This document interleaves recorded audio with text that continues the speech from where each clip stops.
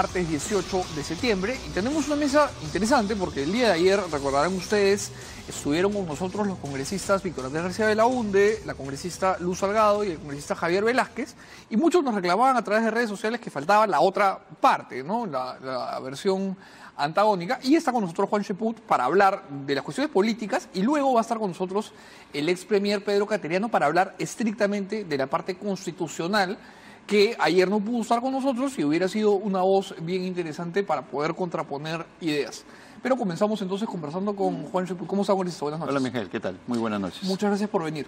Lo Gracias. primero es que finalmente varió Paula, se aprobó la reforma al Consejo Nacional de la Magistratura y todo parece indicar que la bicameralidad va, ¿no?, en tiempo récord. Sí, el día de hoy hemos estado discutiendo desde bien temprano el tema de la bicameralidad y lo fundamental es que, siendo el tema de las dos cámaras lo más importante, estamos dejando los aspectos de detalle para el desarrollo de la ley orgánica, una cuestión que desde un principio planteamos y que el Ejecutivo hizo suya. Cuando digo planteamos, me refiero a varios parlamentarios de diversas bancadas, no a una exclusividad del que habla.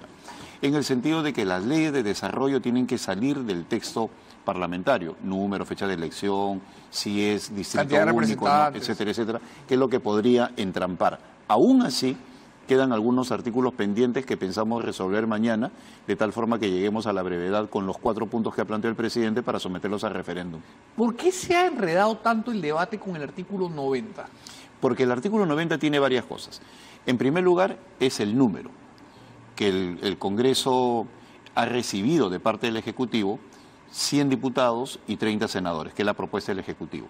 Eso puede significar, según politólogos, según especialistas en ciencia política y según parlamentarios en ejercicio y que también han dejado de serlo, que es que estamos subrepresentados. Entonces, como ese es un motivo de discrepancia, lo estamos dejando para discutirlo después y que sea una ley de desarrollo de la Constitución, que sí se limitaría a señalar lo que se refiere si es senadores y diputados, la modalidad de elección, el tiempo de duración, los requisitos y esos puntos controversiales como el número, si es elegible. Van para la ley. Van para la ley. Ahora, lo que pasa es que yo considero que hay una subrepresentación en el Perú. De hecho, Uruguay tiene más congresistas y tiene 10 veces menos población.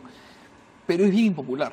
Ah, bueno, pero ahí viene la etapa de la docencia política. Yo creo que de todas maneras se tiene que decirle a la opinión pública que así como se conquistó la bicameralidad, no olvidemos que hace tan solo 3 meses el tema de la bicameralidad era absolutamente impopular. La mayoría estaba en contra de una Cámara de Senadores y hoy día el 53%, increciendo, porque hace poco era 51, luego 53 y parece que la tendencia va a ser creciente, reclama una doble Cámara. Entonces, el mérito del Ejecutivo es que hace una correcta separación en lo que son las funciones. Algunas constituciones en América Latina tienen en claro que la función del senador es completamente distinta a la del diputado. Yo señalaba hoy día en el debate en la Comisión de Constitución que la ventaja que tiene el proyecto del Ejecutivo tiene que ver con que las funciones de la Cámara de Senadores son distintas. Por ejemplo, la ley de desarrollo constitucional, las leyes de modificación de la propia Constitución, las leyes que tienen que ver con desarrollo orgánico, con leyes orgánicas, van a estar en manos de los senadores. Y las otras leyes, las de menor dimensión, van a estar en manos de diputados. Eso te genera un margen mucho más reflexivo solamente en este tipo de cosas, ¿no? ¿Qué tipo de discusión hay en cada una de ellas? Por otro lado, el nombramiento de los principales funcionarios del Estado corre por cuenta de los senadores, así como también la ratificación de tratados. La interpelación, que es un mecanismo político, estaría en manos de los diputados, toda la parte de control político ministerial. Entonces, esos elementos se están debatiendo. Ahora, ¿cuál es mi preocupación? Mi preocupación es que el debate acelerado también confronta con lo que debe ser un análisis constitucional. Pero de alguna manera aquí me permito apuntar, quien ha de alguna forma insertado la celeridad al debate ha sido el presidente. Por eso, a eso voy. Tenemos que actuar con mucha eficacia, que significa rapidez y eficiencia. Es decir, por hacerlo rápido no vamos a incurrir en errores. La rapidez es algo permisible, es algo que es bueno en la medida que tenga otros componentes, como el de ser eficiente, de tal forma que no por hacerlo rápido empecemos a hacer algo malo, ¿no? El componente de necesidad, de urgencia, lo ha planteado el presidente y me parece muy bien, pero eso nos obliga a nosotros a que dentro de ese esquema de rapidez, actuemos con eficacia y hagamos las cosas bien para que de esa manera salga un buen producto, ¿no? Ahora, algo que ha tomado por sorpresa a más de uno, y me incluyo, es que el presidente da este discurso que yo no me esperaba el domingo de la noche. Pensé que podría llegar a eso, pero el domingo sorprendió, creo, a muchos dando el discurso y hablando de la posición de confianza. La actitud de la oposición ha cambiado en 180 grados en 2 días. ¿Usted cree que esto ha sido fruto de la reflexión o que se han sentido presionados, hackeados? No, el presidente tomó una buena decisión cuando se reunió con nosotros, la bancada, el mismo domingo en la noche. ¿Qué pasó? Nosotros entendimos de inmediato que la percepción generalizada era que el presidente quería cerrar el Congreso. Y eso se veía en el ambiente. Hoy día van a anunciar la cuestión de confianza y el presidente está pensando en cerrar el Congreso. Lo decían opinólogos, lo decían las redes. Se generó equivocadamente una percepción negativa de algo que es un instrumento político completamente válido, lo que hizo el presidente. Entonces, ¿cómo compensamos eso? Convocando a la Junta de Portavoces. El presidente... Eso ha sido el día de ayer. El día de ayer. El presidente de inmediato entendió que era necesario bajar ese nivel de desinformación o de mala interpretación y pidió a la bancada que convocara a través de los portavoces de nuestra bancada a los portavoces de las otras agrupaciones que tienen representación en el Parlamento. El día de ayer hubo esa reunión, acudió las señoras representantes de Fuerza Popular, acudieron las señoras representantes de Fuerza Popular y se tuvo una reunión cordial, franca, transparente, a tal punto que los mismos representantes de Fuerza Popular manifestaron que esta reunión se desarrolló en un ambiente cordial y eso ayudó a bajar los ánimos. El día de hoy yo he tenido oportunidad de conversar con Víctor Andrés García Belaúnde, con Javier Velázquez, personas que han asistido. Estuvieron los dos aquí anoche y dijeron que el ambiente fue de mucha cordialidad. Lo cual es positivo porque mira, ambas son personas que tienen una amplia trayectoria democrática y no van a tener dudas en plantear su posición si es que la ven como algo discrepante con el Ejecutivo. No se van a quedar callados. No se van a quedar callados de ninguna manera. Pero también tienen la suficiente trayectoria política como para entender que de por medio hay un hábil juego político del presidente.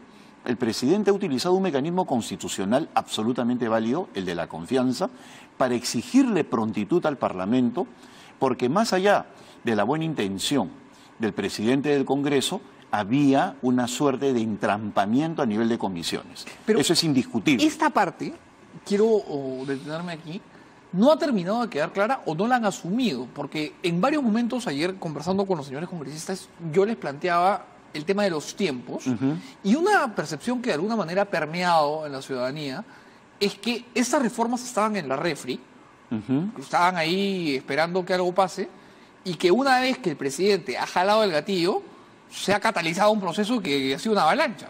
Mira, entonces, esto habla de que sí había pues alguna resistencia en el Congreso, ¿no? Hay varias cosas. En primer lugar, no es una cuestión que haya tomado de sorpresa al Parlamento, que el presidente lo haya sacado debajo de la mesa. Es una cuestión que el presidente ya había anunciado el 28 de julio. Ese es en primer lugar. Y no olvidemos que en los primeros días de agosto, cuando ni siquiera se había reunido por primera vez el gabinete, ya altos personeros de Fuerza Popular en el Parlamento reclamaban el 1, 2, 3 de agosto, estamos esperando los proyectos. A tal punto que el ministro de Justicia tuvo que decirles, un momentito, los proyectos tienen que ser aprobados por el Consejo de Ministros. Apenas se reúne el primer Consejo de Ministros, vamos a entregar los proyectos. Pero ya lo reclamaban al cuarto día. Luego, cuando transcurren 40 días, es obvio que el presidente, con el sentido de urgencia que le había impreso a esta situación desde el primer instante, utiliza un mecanismo constitucional, que es el de la cuestión de confianza, para exigirle al Parlamento que empiece a trabajar con mayor prontitud. ¿Por qué? Porque en la medida que se dilate todo esto, pues estamos viendo que no se nombran jueces fiscales, la parte de justicia está en la práctica acéfala en lo que a control, nombramiento, ratificación se refiere, y no podemos continuar así.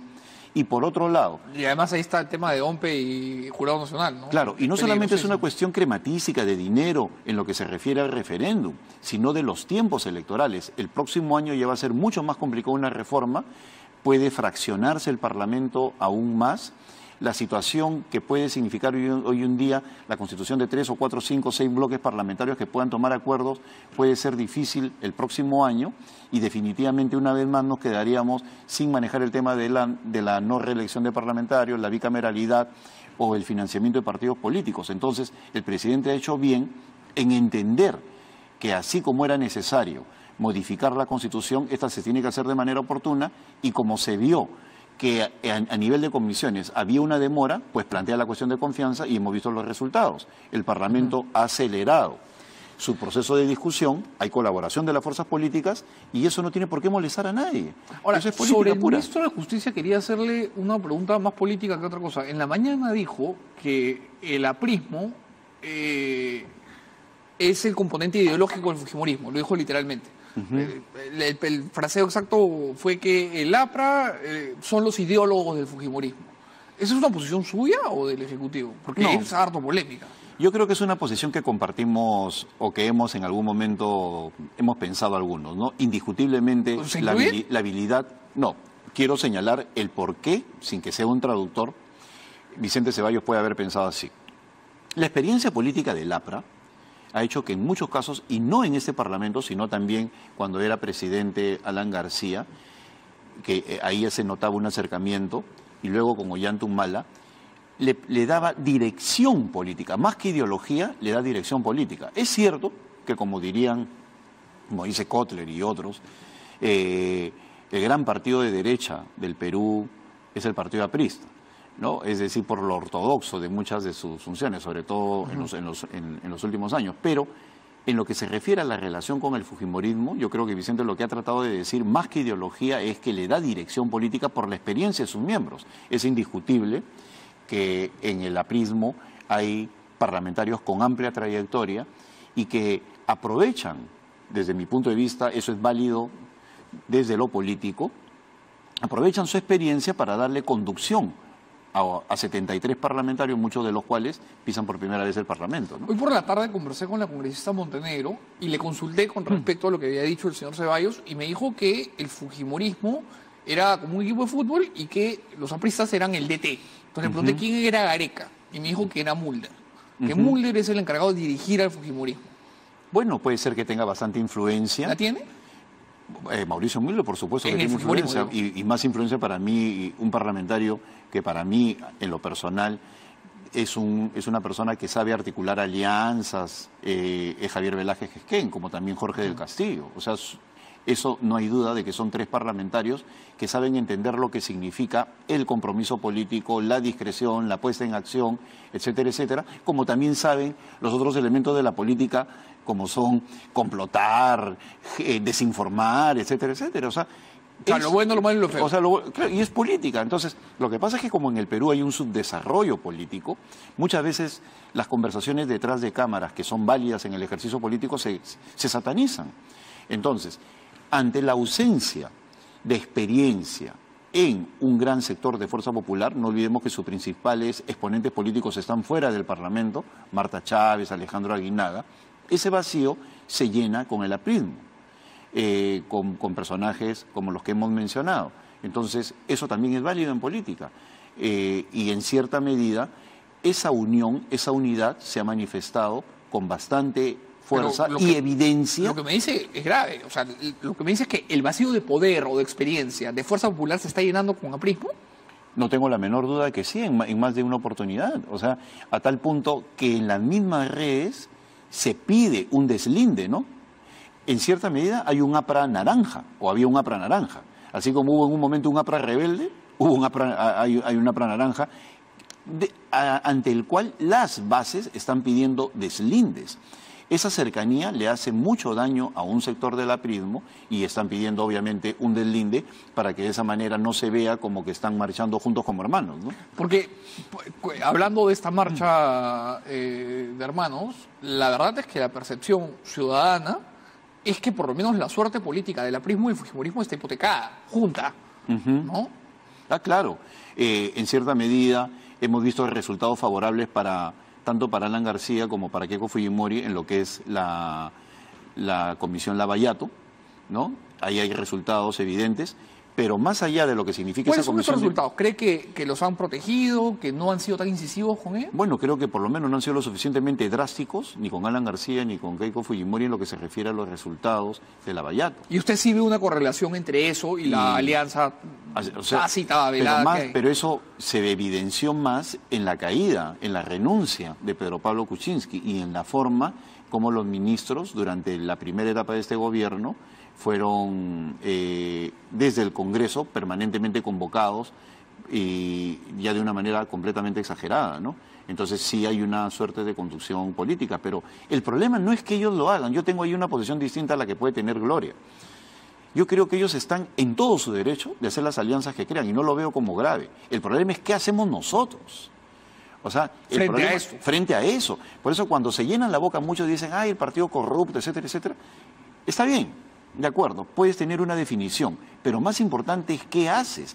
A un partido con esas características tú al frente tienes que ponerle un partido, tienes que ponerle políticos, discrepantes, polémicos, ¿no? Que sepan entender que hay que enfrentar esa situación. Por eso, si el fujimorismo y el aprismo tienen propósitos comunes en términos políticos que pueden ser beneficiosos o dañinos para el país según la óptica que se tenga, el problema no es esa alianza, el problema es qué hacen las otras fuerzas políticas y qué tenemos al frente. Incapacidad para generar alianzas, incapacidad para compromisos, exceso de agendas personales, intereses que no son comunes, etcétera, etcétera. Y dentro de todo este universo de desencuentros, ¿qué pasa con su bancada? Porque, a ver, su bancada tuvo una primera decisión, que fue un tema de conciencia de los señores Costa, Ceballos y de Belaunde. Entendible, no entendible, se dio por el tema del señor Kuczynski en su momento, por el tema del indulto, específicamente.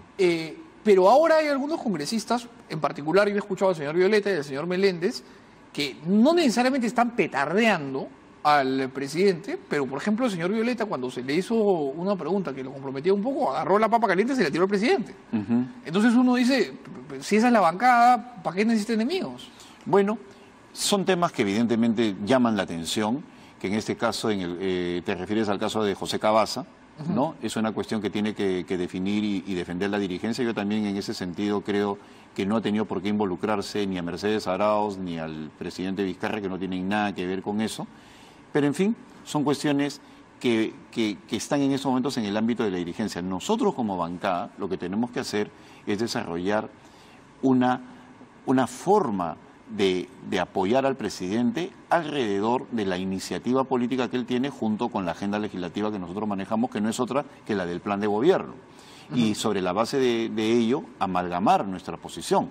Porque podemos ser 14, pero esos 14 tenemos que presentarnos de manera consolidada, entendiendo que la fortaleza del presidente, que en estos momentos está en la fuerza de la opinión pública y de lo que significa la calle, ¿no? La calle, y que se logra a través de los medios de comunicación indiscutiblemente. La forma como se comunica un presidente es a través de los medios, y los medios son los que te permiten ser la caja de resonancia del mensaje.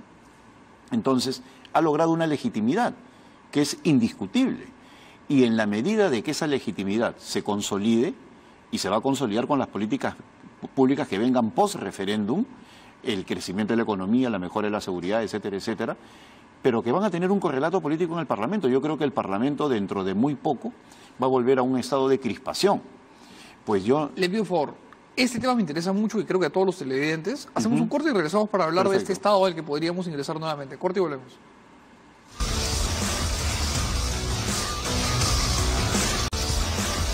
Bienvenidos de vuelta a Contacto, 11:21. Estamos conversando con Juan Cheput y antes de irnos al corte nos dejó picando una pelota picante, que es que nos dijo que él cree que dentro de poco el Congreso va a volver a este estado de crispación que ha sido característico en este quinquenio. ¿Por qué, congresista? Porque en primer lugar los partidos van a tener que perfilarse, y perfilarse de cara al 2021. Lo que hoy constituye un apoyo en relación al referéndum, que yo creo que hay en ese sentido una unanimidad en las fuerzas democráticas de apoyar el referéndum, luego va a tener que significar un desmarque, y ese desmarque se va a tener que manifestar sobre la base del control político, la crítica, y eso puede llevar a un nuevo estado de crispación, ya no como consecuencia del resultado electoral, sino que también alimentado por lo electoral, pero el 2021 van a tener necesidad de perfilarse. O sea, para entenderlo, lo que usted me dice es que una vez que, si sale todo como parece que va a salir el día de mañana y se empieza a aprobar hasta el 4 de octubre esta agenda que el presidente ha planteado, ya de cara al 2021 los partidos van a tener que generar dialécticas, ¿no?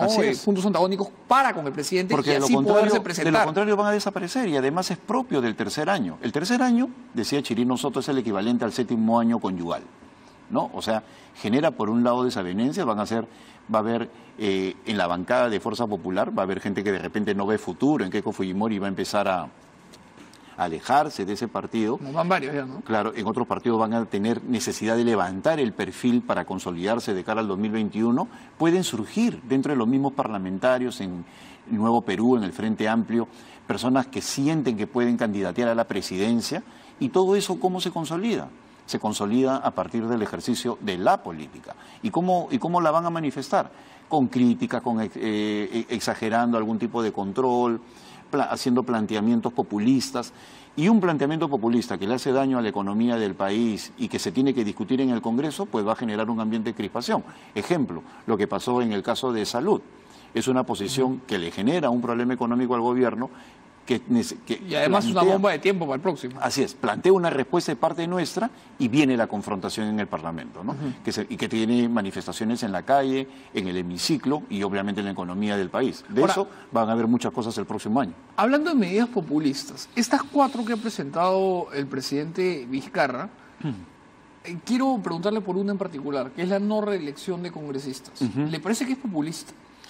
Me parece que no es populista desde el punto de vista que encierra en el reclamo popular su génesis, obtiene en el reclamo popular a su génesis. Pero eso sí tiene que ser discutible. Yo creo que una carta magna, un contrato social, tiene que revisarse en lo que significa las consecuencias en el tiempo. Yo en lo personal, y se lo he manifestado al jefe de gabinete y al presidente, yo no estoy de acuerdo con la no reelección. Yo creo que sería perniciosa para el país y creo que en eso coincidimos muchas personas que son especialistas en materia de ciencia política, que han tenido praxis en lo político, que son congresistas o lo han sido, y en general cualquier persona con sentido común. ¿Que eso puede ser agradable a la gente? Sí, pero una reforma constitucional tiene que evitar hacerse en base a la coyuntura, que era algo que yo decía en la Comisión de Constitución hoy día, cuando el exceso de reglamentarismo quería introducir a nivel de articulado constitucional algunos puntos. Yo decía, hay que evitar meter el reglamento a nivel constitucional, porque después se convierte en una variable que tiene que cambiar cada cierto tiempo, cuando lo que se busca en una constitución es que sea permanente. Entonces, un tema como el de la reelección, que puede obligar a un cambio constitucional o a un proceso de deterioro aún mayor de la política en el corto plazo, es algo que tiene que revisarse. ¿Constituye un retroceso para el presidente? No. La política significa saber retroceder ante la contundencia del argumento y la conveniencia para la nación. ¿Cree usted que el presidente, si es que se le presentase un compendio de argumentos solventes, en los que se le diga, vea usted, presidente, hemos discutido con las bancadas y hemos visto que esta medida, que inicialmente podría haber sonado favorable, no lo es, estaría dispuesto a decir, ok, esta no va? Aún más, ya ha sucedido, porque no olvidemos de que en un principio se dijo, se acepta esto tal y como es, y luego, como consecuencia del debate político, el propio ministro de Justicia, como el propio presidente, han señalado de que en el Congreso se pueden hacer una serie de discusiones y se pueden mejorar los proyectos, a tal punto que lo que se ha presentado en el Consejo Nacional de la Magistratura... Es completamente diferente a lo que se presentó inicialmente. En cierta medida, no, pero está lo elemental, el concurso...